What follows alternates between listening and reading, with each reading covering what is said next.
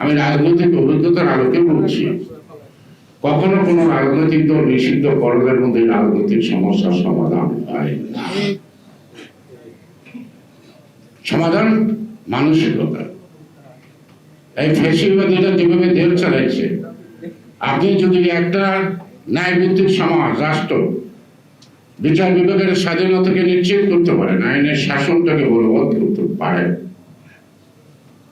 তাহলে কোন দল কখন নিষিদ্ধ হবে সেটা জনগণের মন্ত্রী লেখা হয়ে যাবে। এবং পাকিস্তান সৃষ্টির পিছনে মূল শক্তি মুসলিম League.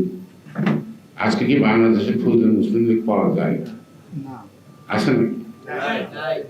National Awami party, national Awami party Maulana Bhashani Awami লীগের চেয়েও সাংগঠনিকভাবে শক্তি ছিল।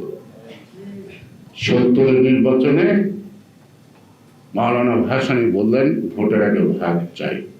যেমন এখন নির্বাচন না, গণতন্ত্র না, আগে সংস্কার, তারপরে একই রকম কিন্তু প্রায় কাছাকাছি।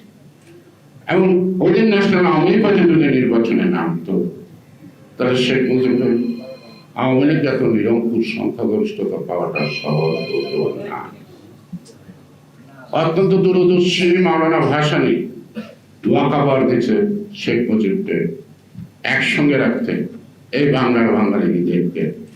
এই বাংলার স্লোগান দিয়েই কিন্তু ওই নির্বাচনটা ছিল পশ্চিম পাকিস্তান ভার্সেস পূর্ব পাকিস্তান, বাঙালি এবং অবাঙালি।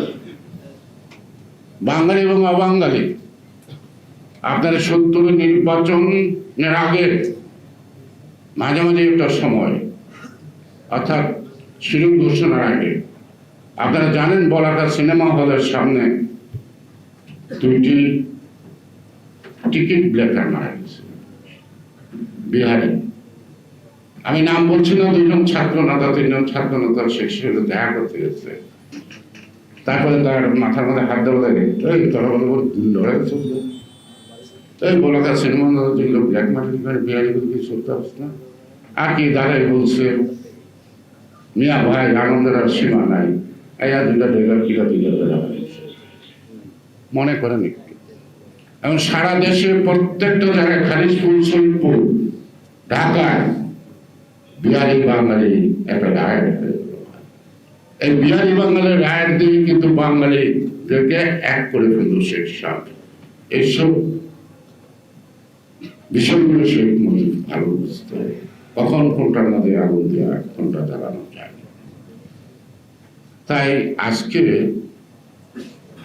ইউনাইটেড পিপুলস পার্টি বেশ বড় দল, ক্যাপ্টেন হালিম চৌধুরী, কাজী জাফর আহমদ আছে, নাই। এমন অনেক রাজনৈতিক দলের এক সময় জাসদ, এটা তো বলো মুখ্য যন্ত্র দিয়ে আবার দেখতে হবে অনু পরমাণু কত টুকরা হয়েছে, এটার একখানে জাসদ বলা যায় না।